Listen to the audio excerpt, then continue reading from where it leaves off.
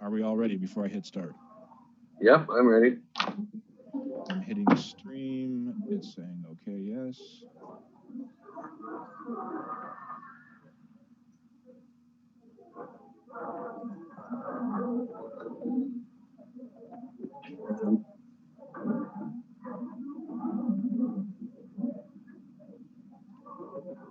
All right, welcome to the Working Tools Podcast. Stephen, would you like Excellent. Yeah, I'd love to. Ladies, gentlemen, brethren, all, welcome to the Working Tools Podcast, a casual conversation about Freemasonry. First, it's important to note that our opinions are our own and do not reflect those of our Grand Lodges or respective craft or concordant bodies, etc. Take the opportunity to ask you to please connect with us and ask questions either in YouTube chat or on the chat room side or on Facebook or on our Discord server. And hey, while you're there, please review us and give us a thumbs up and all that kind of stuff, because it really affects our ratings in the podcast land. I'm one of your co-hosts, Stephen Chung. I'm a decorated senior demon lane, a past master of Prince Charles Lodge here in BEA, beautiful Kelowna, British Columbia. And today with me is a very worshipful brother, David Colbeth, and very worshipful brother, Matt Appel. And let's let David go first.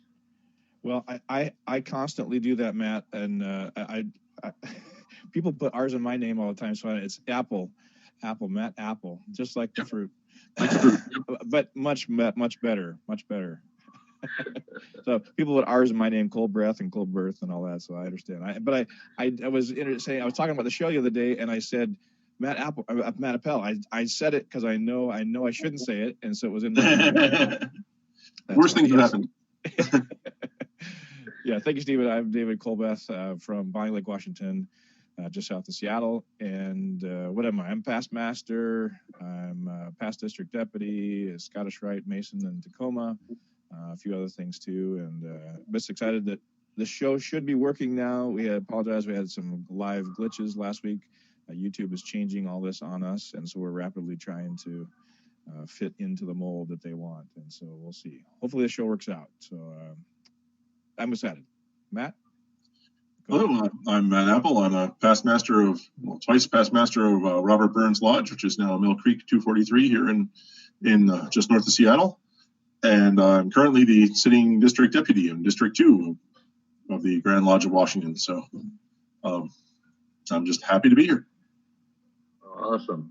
Well, let's just jump right into our apologies. As David had alluded to, we're having technical issues as we try to move forward. We're also missing our other co-host, Connor Massey, who's still dealing with some medical issues he can't figure out yet. So our thoughts are with him, and he is missing not being on our show for the last little while, and sends his regrets. Today we're going to talk about the Past Master's Jewel, or the 47th proposition of the first book of Euclid, which in Canada, the diagram is attached to our Past Master's Jewel. So that's why we have that. So I'm going to give this little thing here a short read, and then we can go on from there. The 47th proposition of the first book of Euclid, giving credit for this, is done by Greg H. Levinston, and he published this in the Pillars of Light in 2005, and it was reprinted in Canmas on July 26, 2006. And it reads, the above proposition is known by most brethren as the Pythagorean proposition. We also know it is clearly represented in our Past Master's Jewel. But very few know about the connection between the Pythagoras and Freemasonry. In fact, the average individual Mason or profane apparently knows little and cares less about one of the greatest philosophers and deepest thinkers of which tradition and history tells us. As Masons, we should familiarize ourselves with the teachings of the ancient savant, although unfortunately it's very difficult to find detailed information regarding Pythagoras. It has, however, been definitely established that he was born on the island of Samos about 585 BC. Incidentally, it was in this period that some of the world's famous teachers, prophets, and conquerors lived. Pythagoras was a contemporary with the prophet of Ezekiel, whom he met when the prophet was a prisoner in Babylon.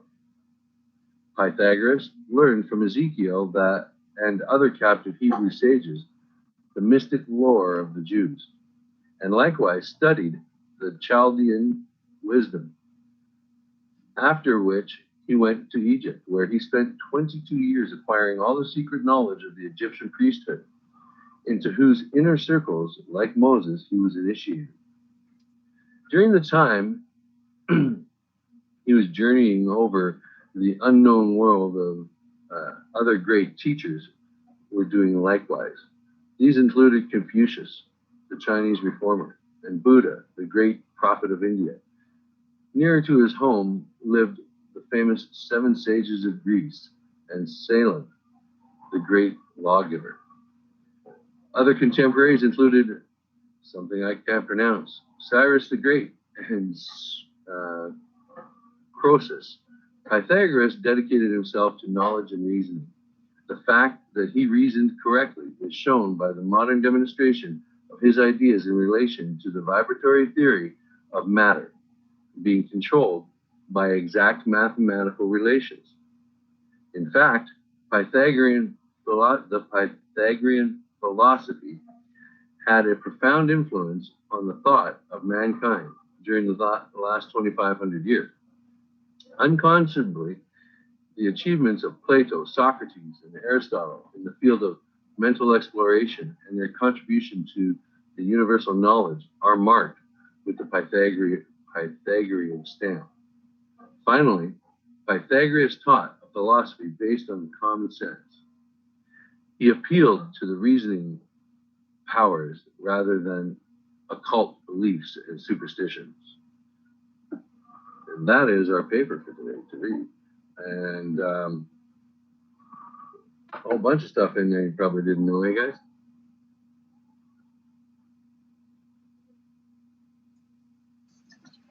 Yeah, it's interesting. It's one of those, you learn in whatever school, middle school, the a squared plus b squared equals c squared thing, and you don't really think much about it after that.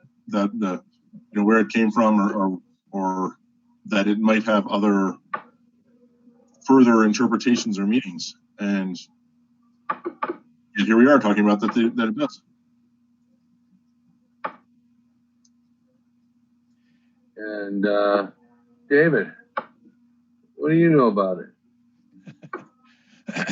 Well, the one thing I learned was that the past master's jewel or past master's symbol is different in different jurisdictions. And it sounds like you guys use that 47th problem of Euclid for your symbol. And in Washington, as an example, the past master's jewel is, Matt has got it on his screen. Matt, if you want to make some noise, or maybe talk about it a little bit. Yeah, it's my past master's jewel that the lodge presented me. So if I start talking, it's going to go away. But yeah, so if you saw Matt's picture, it's the compasses. And normally the Master Mason has the compasses and the square. And the square is, of course, to square your actions and some other things symbolically. And operative Masons use it to square their work and make sure the building is level, or it's not level, but square. And the reason the past master, in Washington, we take that away and we replace it with the quadrant. That is supposedly to indicate that the master has learned all of those, all he can basically from the square, and that now he's moved on to a higher level in the quadrant.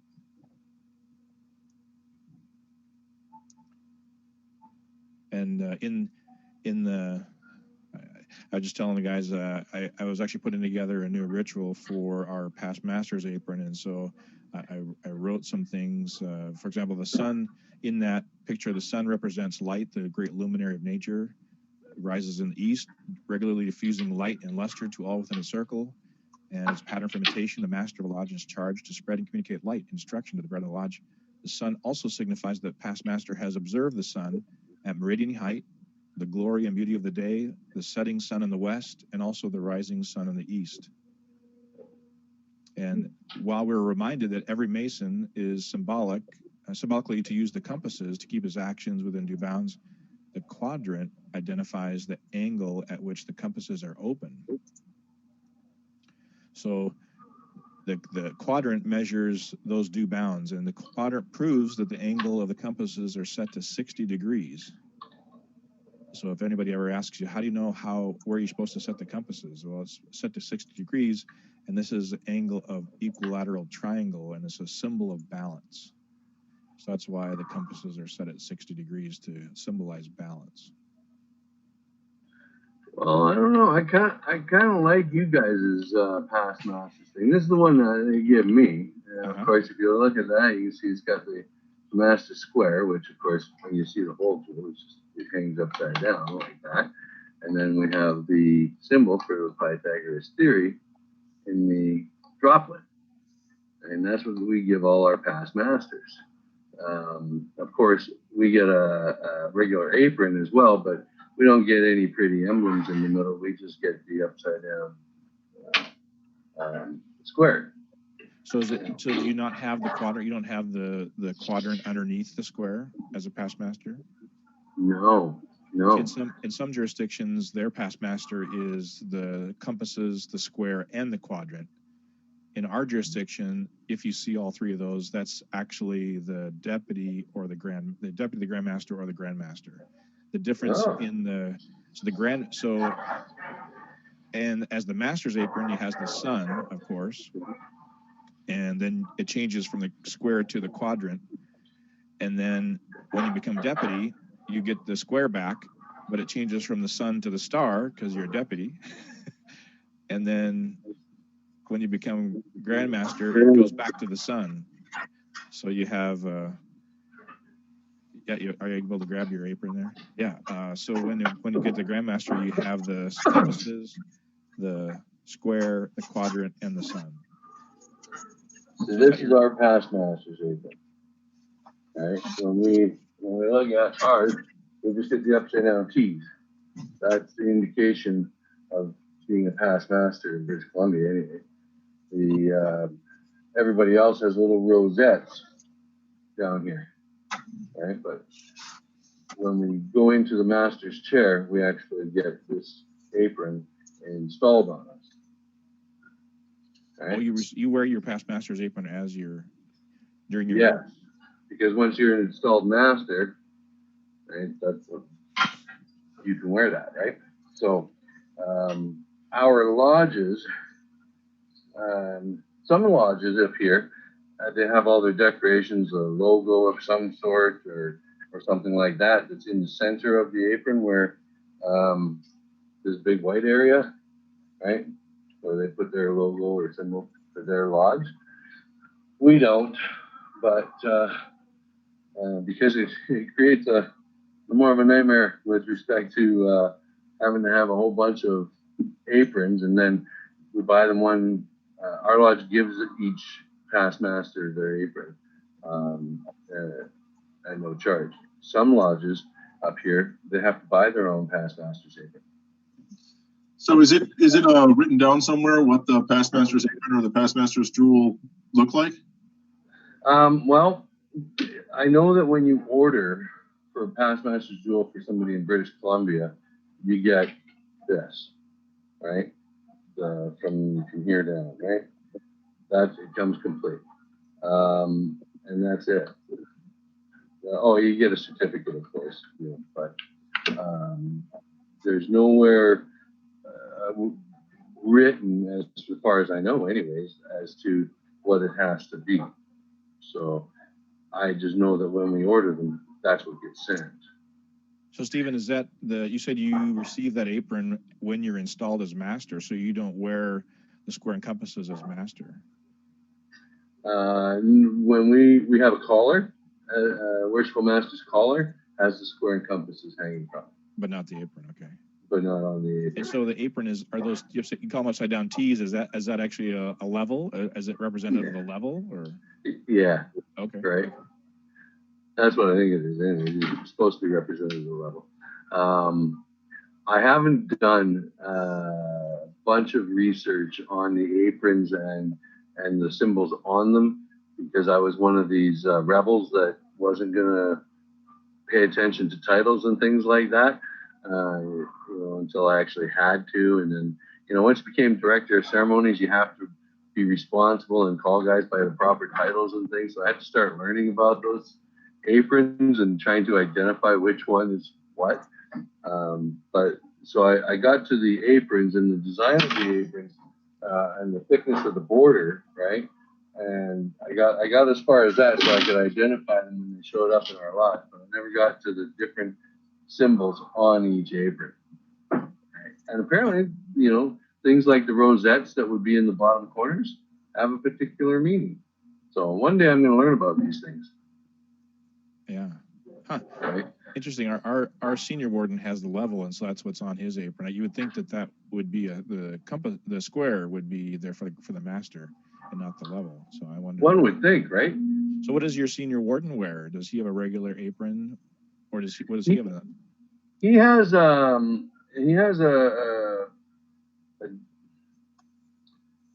level, but it's a different picture, right? It's a different style of a level, and the junior warden has a plumb line hanging from his, right? And so are they in the three positions, just like on your apron, or is it one in the center? In the center. Just one in the center, right? And so they have a regular apron with just that hanging in the center. No, it'd be in the decorative area right down here. Yep. Right? But yeah, that's all that's there on their aprons. And then those ones get passed around. But when you get installed as a worshipful master, they give you this one, which technically is your past master, but it's the apron that our lodge masters wear. So interesting. I know in some other lodges they have really quite decorative aprons that their worshipful masters get to carry around for the year, and then they got to pass it on. Interesting. Some guys, some lodges where they get the past master gets to buy their own, kind of creates a bit of a minor issue, because they get some of them. Some guys have a lot more money than others, so they buy these really fancy decorative things, and they get embroidery done, and they do all this really fancy stuff, and then they go shop at lodges, and guys go, "Wow, that's really cool," and then but what's that mean? And it creates a whole bunch of discussion, which is kind of cool because you're talking about things, but nobody else can. Not everybody's going to have that same, so it's not equal. So our lodge has chosen to buy these ones and supply these, so that every worshipful master is getting the same thing going down the line. So according to the BC and Yukon freemasonry.bcy.ca website, which is a treasure trove of information, if I may say so, there appears to be no official name for the squares or levels which decorate the apron of a master or a past master. The 1815 Constitution has described them as perpendicular lines upon horizontal lines, thereby forming several sets of two right angles. Originally, they were to be a 2-inch wide ribbon. The same definition appears present in the Constitutions, although nowadays they are usually of silver or white metal. They were designated only for the purpose of distinction. Multiple right angles. That makes sense. Perpendicular and horizontal lines creating multiple right angles. Yeah, it totally makes sense. Okay. I learned something new today. Thanks, bud. All I know is we don't have them, so I don't. And so, does that change from jurisdiction, or like you guys are in two different districts down there, right? So does that change? Different districts and jurisdiction, yeah. Well, I mean, the past master's apron, at least, is sort of a lodge thing. The lodge, they got me this one, and I've seen guys with, like you said, fancy, white ones with white embroidery on that look really cool, or other ones that are more plain. And it's sort of a lot. Traditionally, the lodge buys it, although not in every case, like you said. And David was saying earlier, I forget if it was in the green room or after the show started, but he's seen past master presentations that were basically, hey, here's your apron, and I've seen those. I saw one where the guy was handed it in the lobby after the meeting. He said, "Oh, I forgot to give you your apron. Here it is." So really? It's definitely treated differently from lodge to lodge, shall we say? Yeah, in our lodge, well, actually in our district, the same thing happens in every lodge in our district. At the installation, the outgoing master, he gets presented with the past master's jewel that I showed you, right? And gets installed into the past master's chair. Then he gets his certificate presented to him, and we have a past grandmaster, most worshipful brother Bill Ferguson Sr. He has this unofficial ceremony that he does with the presentation of the past master's jewel, where he goes in to explain Euclid's 47 proposition. And sometimes it takes 8 minutes, sometimes it takes 22 minutes, depending on his day and what he's remembering and how quickly he's remembering it, right? But yeah, I think somebody's probably due to start taking over that presentation of that particular jewel at every installation, because Bill's getting on in his years there, and his memory's not quite as good as it used to be. So he's hinting at having somebody else take it over. But that's a particular ceremony that's done at the end of our he's the first guy installed after the worshipful master. So we install the immediate past master, and we give them the jewel, the certificate, and all that stuff. It's a whole presentation in recognition of their efforts, right? Yeah, we don't even have that's not an office here. That's some lodges will say you can sit on the, congratulations, you can sit next to the master kind of thing. And I've heard of lodges that have an immediate past master's jewel that they pass down from one to the next. But my lodge doesn't do anything like that. It's basically, thank you for your service. Out you go. Oh, wow. Yeah, no, we actually have a position in lodge. The immediate past master sits to the left of the worshipful master, so that he can sit there and offer his guidance and knowledge and assistance to the new master, which is usually a bunch of whispering, keeping him on track, right? My lodge's, Robert Burns' tradition was that the immediate past master became the Tyler. So we're taking the guy who knows the most about how the lodge works and saying, thank you very much, now go sit outside the door. And it never made any sense to me, but they've done it for years before I joined, so everybody kept doing it, kind of thing. Well, you wouldn't want to create innovation in masonry, but you change it. Exactly. We've always done it. Yeah, and in our lodge, as in most of the lodges in our district, the progression from worshipful master goes to the immediate past master for that next year, and then in our lodge he goes to the director of ceremonies, because then he's spent his time in the East, he's given wise counsel to his successor, and now he's to keep order and direction in the lodge as the director of ceremonies. So our director of ceremonies is the only guy in our lodge who has really the freedom of the floor and doesn't have to answer to the worshipful master as far as getting up, going around, doing things in lodge, right? So he's also expected to be generally the most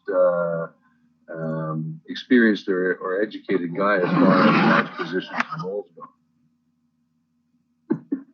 Interesting. Yeah. The only explanation I've ever heard for having the past master go out the door to be the Tyler, which I totally disagree with as well. I think it's silly to export that knowledge. But the theory was that the master has been traveling through his year and hopefully as an officer. And so in theory, he knows as many or lots of the Masons in the area. So when they come knocking on the door, the Tyler, as the Tyler, he can identify them and welcome them because he knows them all. So only thing I've accepted, but I still think it's silly to put the past master out the door. I never heard that before. At least I have a reason instead of just, yeah, that's what we do. Yeah, why would you put the guy with all the knowledge outside the door? That one doesn't make sense to me. Now, there's some past masters I'd like to kick out the nose, right? Well, yeah, for sure. Because, the fellow that I wish I had it handy. It's in my little box, shadow box down there. But the fellow who gives the past masters jewel presentation, Bill Ferguson, he's an old woodworker. So he's made a whole bunch of little 4 or 5 inch gavels, right? And every past master he gives that jewel to gets a little gavel, which is to remind him of the power he now has compared to what he used to have. Yeah, that's right. It doesn't make much noise, right? But it's supposed to be a representation of that, so that he says, sit it on your desk. When you think that you should be telling the worshipful master something, look at that first. But it's true, though. I mean, past masters do get a little overzealous often in offering counsel because, they've just done it. They know it. They went through that, or they had an experience, and it makes them jump up too quick, right?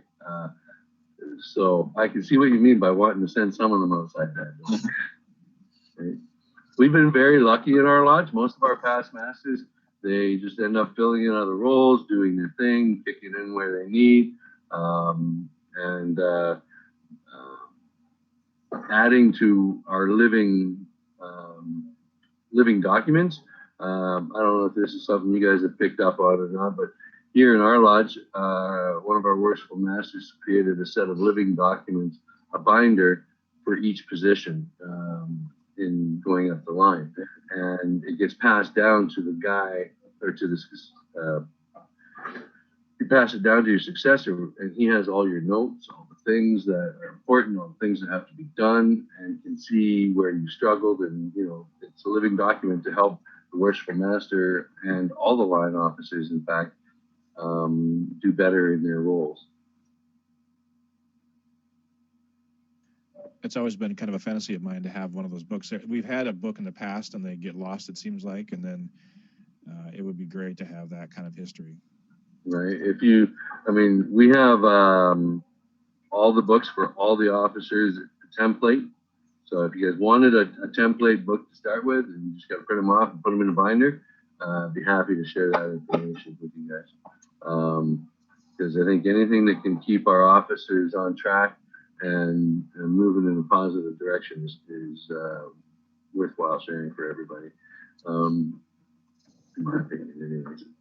Yeah, well, we're getting a bit off topic, but just to drag us further off topic, the David has alluded in the past to the District 2 Lodge leadership training that we do every fall, and that's actually one of the classes that we do sometimes is on officer binders and how, do you want to have one for every officer or just the top 3 or whatever, and having those, we have templates galore for that. So yeah, if anybody out there wants one, let me know and I will gladly produce the class notes that we have. Well, I was given a secret invite to your event by your chef, Brother Haynes, and so I may crash your party in September. We'll see. He would do that. We were deputies together, so I get a little bit extra there. Yeah, it's kind of one I wish I was still living on the coast where Seattle's only a couple hours away. Nice going down there. That would have been really cool to come down and visit you guys. A lot easier. Now it's like an 8-hour trip. Not easy to do down and back in one day. Yeah, for sure. Yeah. Now back to the past masters. So is there anything else you guys do specific for your past masters in your area or your lodges?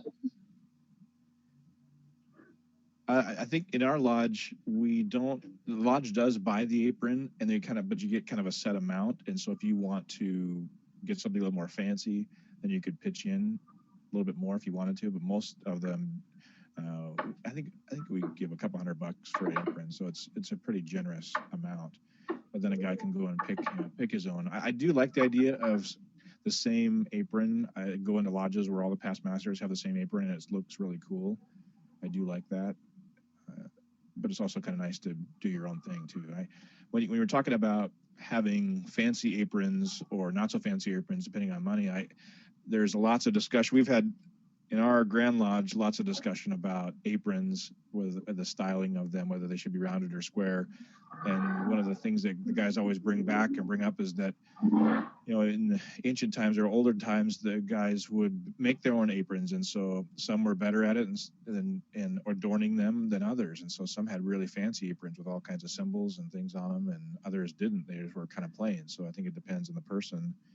Yeah, maybe some money too involved nowadays, but if a guy wants to have a little more fancy apron, I've seen some traveling white apron. We call them traveling aprons or white aprons for masons that, maybe a master mason that doesn't have an office yet, and we in most cases I haven't seen it anyway that a master or a warden or anybody would bring their apron with them to visit a lodge. I don't know, Matt, really? We don't do that generally. The aprons generally stay at the lodge. I don't know, Matt, if you have a different experience in Washington or in your area. Yeah, actually, our guys usually bring their aprons with them. We have, like you said, we have a set of traveling aprons. We have a set that live there and at the lodge, and usually the ones when we buy new ones, the most recent set of old ones becomes the traveling ones. So if they get dirty or whatever, it's not the end of the world. Okay. And yeah, with our lodge specifically, I frequently see our master wearing his master's apron out. Oh, that's cool. He's visiting. That's cool. You guys say traveling aprons, like you guys, everybody has their own master mason apron once they become a master mason, right? Well, they have, we have just the white apron, the white lambskin apron. And so, I asked around a lot when I was looking to travel, should I wear that or should I wear something else? Should I get a decorative white apron to wear as I'm traveling or something? And a lot of guys said, well, you do whatever you want to do. And so I kind of knew I was in line and going up the line, and I knew I was going to have a past master's apron eventually. And so I chose to wear my white apron everywhere. So it's a little bit rough and rugged now, but it's worthily worn. But there's a lot of guys that'll buy a nice, fancy embroidered white apron as they're traveling.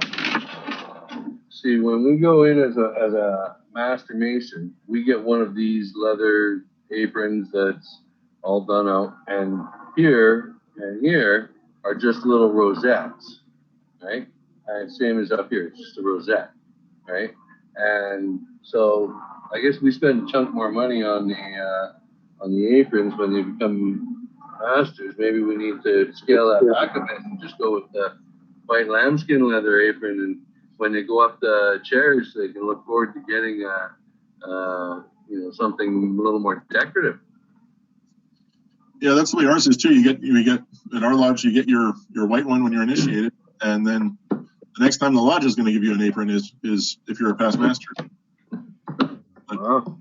And like your lodge, Matt, our lodge, each principal officer, they get a lodge apron they got a big black case and all that, like you DDGMs have and so on, and carry all their garb in it. And we give that to each of the principal officers for their year, and then they pass the whole thing down to the next guy.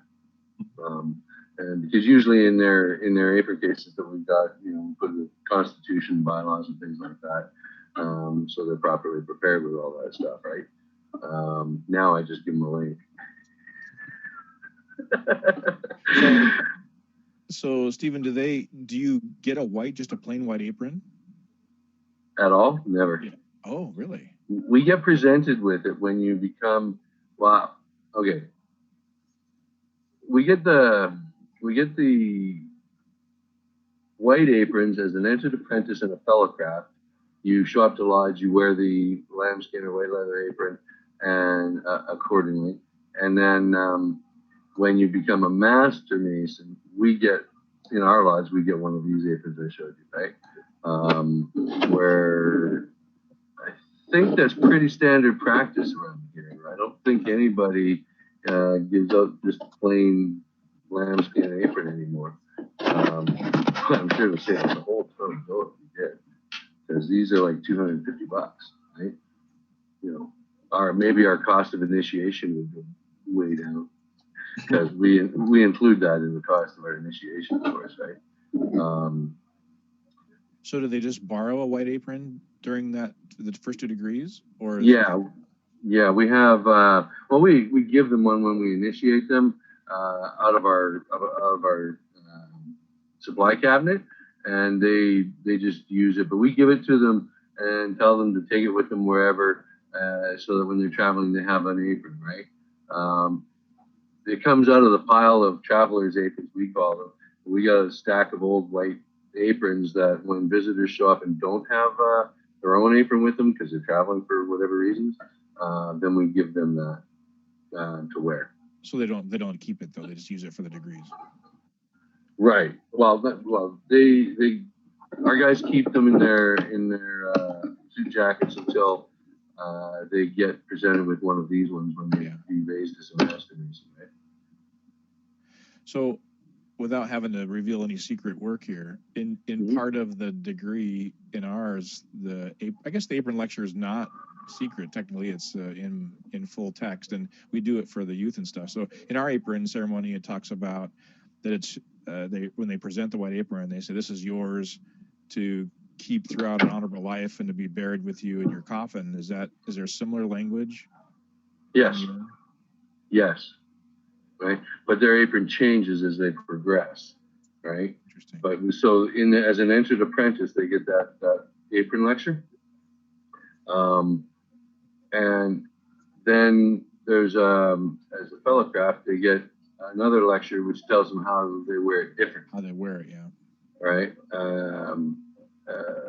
Which so is it's the same apron. I think in our jurisdiction at Matt, if you read it, if you look at other jurisdictions, I think ours is backwards. How the fellow craft and master mason are to wear their apron. I think it should be the reverse. Just if you imagine that in your mind, I don't know how Stevens is, but in a lot of jurisdictions they're reversed, and it makes more sense because our ritual, the way it talks about it, it gives an excuse in the master mason apron, how you wear your master mason apron. It says, but that is obsolete. We don't do that anymore. Well, why do we tell you to do it that way if we don't do it that way anymore? Anyway, so is that the same for Matt? Yeah, it's the whole state. The whole state's that way. Yeah, it's the same ritual. Yeah. Okay. We don't have 4 or 5 rituals in our jurisdiction. We only have one. Right. Well, you see, it's different in our lodge. We wear our entered apprentice and fellow craft aprons differently than to the next lodge beside us in the same building. And like some of the lodges I see, they give a plain white apron to the entered apprentice, and then the fellow craft gets one with rosettes on. All right, which is different from us. We just wear ours differently. Same apron, but wear it differently. See, when I read the apron lecture again, it struck me one time, we kind of gone through this cycle of, do they get to keep the apron? Do they not get to keep the apron? Do they get to keep the apron? Do they not get to keep the apron? And I would remind the guys when I in the apron lecture, it says, this is yours to keep throughout an honorable life, and then to be laid on your coffin. And so when I take it away from him and say, well, give it back to you the next degree. Well, it doesn't say anything about taking away from you. It says to give it to you. This is yours. And so it always kind of bugged me when they would take it and then give it back. And then they said, well, but then the information doesn't get written on the inside. I said, I've been here 11 years and I never got my information written on the inside. I finally took a Sharpie and wrote it in myself. Just ask the secretary, you can write it in there. It's not a big deal. And so it just when they would take it back because we tell them as the master's the one supposed to be delivering the lecture. This is yours. It doesn't say until the next degree. That's why I tell them that so we the same wordage, right? That's why after the meeting, I tell the guy, yes, take that, put it in your jacket, keep that as you go through until we replace it with another apron that's a little more decorative. Oh, okay. And then they just fold it up, put it in their pockets, and then when we replace it, we take that one back. Yeah. Right. And rarely do we have guys that don't progress through enough So we always get them back. Yeah. But I think we might lose one or two every couple of years. See, again, as part of our initiatic fee, that's included, apron cost is included, or at least in our lodge. I don't know about every lodge. It's included in that fee. And so that's the other justification I say is that, hey, the guy bought it. He just paid for his apron. If he only goes through the apprentice degree and doesn't continue for some reason, it's his. He owns it. He bought it. We told him it's his. Yeah. Well, we told him that little cheap one is his, but then we give him the pretty one at the end, right? You're one of those past masters, huh? yeah. Right? But I know. I wish. And then when I get raised as a master mason in our lodge, our secretary tells them all of their dates. Now that's changed since our secretary has changed, but it used to be that like all of ours, the master mason aprons have the lines here. They get a little stamp in there that has your entered apprentice, fellowcraft, and master mason degree dates, or a place for you to put them. I had all mine filled in, and then they gave me this worshipful past master's apron, and then I was being kind and generous one day and gave my apron to a brother who lost everything in a flood once, and I didn't write down my dates. All I remember was October, November, December. Bang, bang, bang. That's all I remember. So I have to go down and get the dates from our secretary so that I can put them into this apron, I guess. Okay. But we've digressed way off. That's okay. We're still. So, Matt, I know you went and grabbed your deputy's jewel. Do you still have that handy? That we were talking about past master's jewel, and basically it's a past deputy's jewel, the same idea.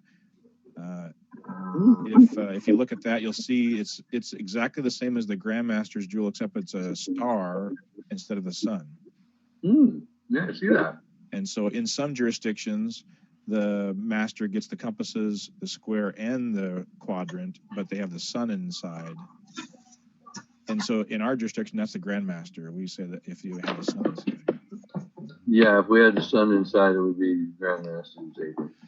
So something I had been taught, I forgot to mention, do you make sure, if you think about it, when you get your deputy's apron, Matt, to have the Grandmasters that you served under sign the under flap.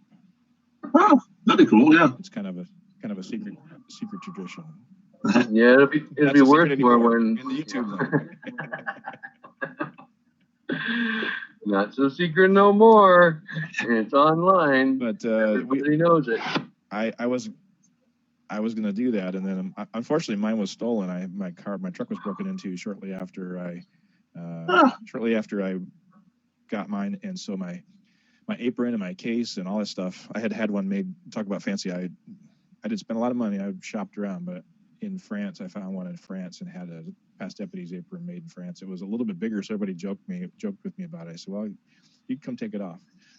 But I'm a bigger guy, so it was nice to have a little bigger apron. And anyway, so it was all that stuff. My lodge bag and everything got stolen on my truck, and so for a few months, I wore my white apron in protest. I went all the way back to apprentice. I said, forget it. So it was, and then I hope I don't get emotional here, but my mentor, of course, past Grandmaster Al Jorgensen, he said, "Hey, we can't have past deputies out there running around with our white apron." He said, "You can use mine until you find a replacement." So I wore his past deputy's apron for a few months. Actually, I've worn it a few times since then. Forget mine or something, and he lets me borrow it. But I was very, very honored to be able to have use of that for a while. And then the district and Zane McCune, actually one of our guests, he coordinated it and presented me with a new apron a year or so ago. It was pretty emotional. Cool. Yeah. That's nice. Yeah, it was yeah, that's classy. So I've got to go here in a couple minutes. I don't know if we want to wrap up or if you guys want to roll on. I think we probably beat it to death. Stephen, what do you think? Yeah, I would agree. This is probably a good time to wrap it up. I know we got a little short, but that'll give our future listeners an extra few minutes to do whatever they thought they wouldn't be able to get done in that time. I do think that would be kind of cool. I'm looking online to see there is a way to prove Euclid's 47 problem using a circle and a quadrant. So I want to learn how to do that and present it to Lodge. That'd be kind of cool. That'd be cool. Yeah. And so just as a quick note, remember to subscribe and all that. But hopefully it sounds like this test of this new system worked really well, because next week the old system is no longer available on YouTube. So hopefully this new system worked good, and we'll be using it again. If anybody hears or knows of any option to be able to do a YouTube live show with a group, let us know. We'd be happy to test it out. That would be great. So, final thoughts from you, Matt?